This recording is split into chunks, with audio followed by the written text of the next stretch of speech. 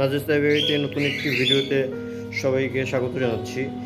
সকালে এসেই আজকে নতুন একটা শব্দ পাচ্ছি কানে। তো তখনই আমি বুঝতে পারছি, যেহেতু আমার এখানে একটা পেয়ার ডিম পাড়ছিল, তো মোটামুটি এটা ডিম ম্যাচিউর হয়ে আসছে। তো ওই হিসেবে আমি যখন এখানে একটু চোখ দিই, তখনই দেখি যে মাশাল্লাহ একটা ডিম পেটে আছে। এখানে আমি ডিম টোটাল দেখছিলাম 4টা, এখন কয়টা ডিম পাড়ছে পরে আর এটা আমার চেক করা হয়নি। তো এখন পর্যন্ত জানি 4টা ডিম পাড়ছে, এখন দেখা যাক কয়টা বাচ্চা ফুটে। তো আজকে ফার্স্ট বাচ্চা ফুটছে আলহামদুলিল্লাহ। তো দেখা যাক, হয়তো প্রতিদিন একটা করে বাচ্চা ফুটবে। 4 ডিম হতো, 4 দিনের ভিতরে হয়তো ফুটে যাবে।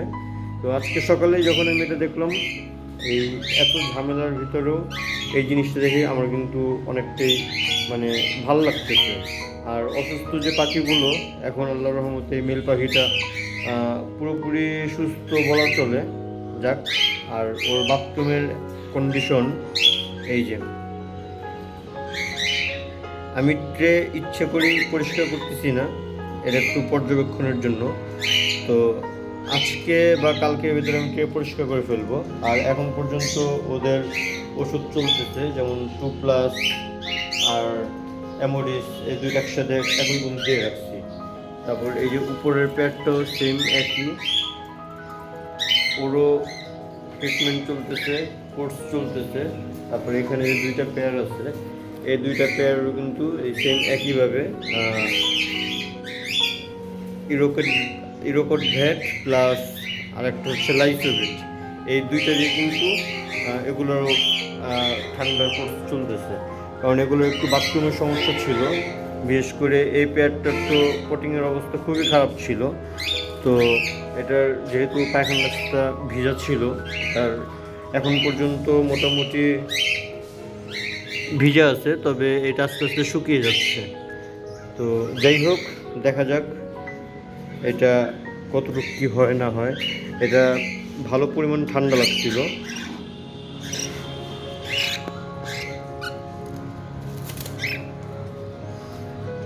তো আজকে সকালবেলা এসে সবগুলোকে দিয়ে দিলাম সফট ফুড।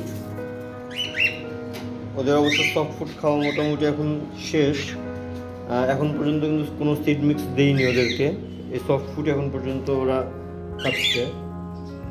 আর গতকালকে তো এটার থেকে আমি বক্স খুলে আলাদা করে ফেলছি, আপনার সাথে ব্যাপারটা শেয়ার করছি। কারণ যেহেতু এই পেয়ারটা খুবই সমস্যা চলতেছে, এখন ওদেরকে আমি আলাদা একটা কোর্স করাবো। ফার্স্টে ডিওয়ার্মিং করাবো, তারপরে ব্রিডিং কোর্স করাবো, তারপরে হয়তো আমি ওদেরকে আবার টোটালি 1 মাসের একটা প্রসেস হবে।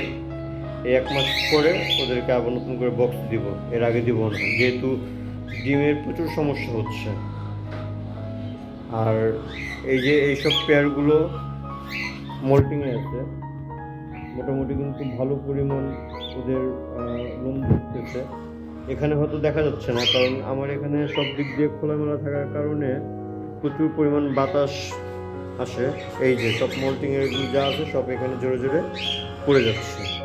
তো যাই হোক, মোটামুটি এই পেয়ারটা মল্টিংয়ে আছে, এই পেয়ারটা মল্টিংয়ে আছে, তারপরে এই পেয়ারটাও মল্টিংয়ে আছে, এই পেয়ারটা মল্টিংয়ে আছে, মোটামুটি কয়েকটা পেয়ারই মল্টিংয়ে আছে। আর আজকে কয়েকদিন যাবৎ খেয়াল করতেছি এই পেয়ারটা ওদের বক্সে আসা যাওয়া করতেছে। জানি না এরকম আসা যাওয়া তো ওইও করে, কিন্তু ওর কোনো মানে আপডেট আর পাচ্ছি না, দিতে পারছি না, আপনাদেরকে দিতে পারতেছি না একটি কারণে, ওর মাঝখানে অ্যাক্টিভিটিস এমন ছিল, বক্সের সামনে গেলেও আপনারা ভিডিওতে দেখছেন প্রচুর পরিমাণে অ্যাগ্রেসিভ হয়ে আসছিল, কিন্তু তাও প্লাস 1 সপ্তাহ হয়ে গেছে, ওর কোনো ডিম পাড়ার কোনো খবর নেই।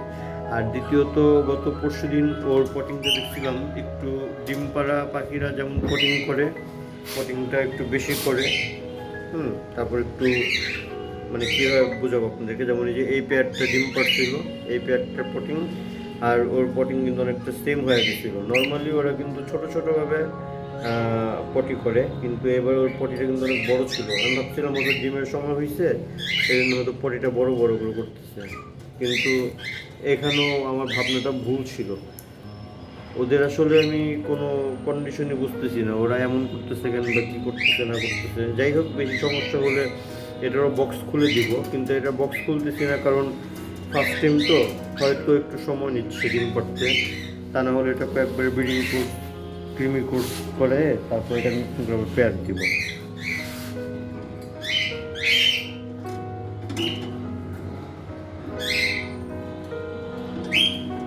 এটা খালি, এটা তো ডিম নেই। আর এই তো মোটামুটি বাকি সব পাখিগুলো। এটা আমার অসুস্থ পাখিটা, এটাও কিন্তু অসুস্থ ছিল। কিছুদিন আগে ভিডিওতে শেয়ার করছিলাম, চোখে সমস্যা ছিল, আলাদা ছিল প্রায় 15 দিনের মতো। তারপর এটাও আলাদা ছিল প্রায়, না এটা আলাদা ছিল প্রায় 10 দিনের মতো, আর এটা আলাদা ছিল প্রায় 15 দিনের মতো। ওই যে ফিমেলটা হাড়ির সাথে আর কি মিটিং করতো, এই হাড়িটার সাথে। তো যাই হোক, এখন আবার 15 দিন পর যখন জোড়া দিচ্ছি, দেখা যাক কী হয়।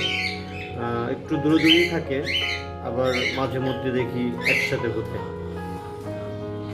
যাক, এই ছিল মোটামুটি আজকের আমার এভিয়ারি আপডেট। ইনশাল্লাহ বাচ্চাগুলো ফুটলে অবশ্যই জানানো হবে, কয়টা বাচ্চা ফুটছে না ফুটছে, বাচ্চা কয়টা টিকে না টিকে, সবই জানানো হবে ভিডিওর মাধ্যমে। প্রতিদিন ভিডিও দেওয়া হবে, আপনারা ভিডিওগুলো দেখতে থাকুন। ভিডিও দেখার জন্য অসংখ্য ধন্যবাদ।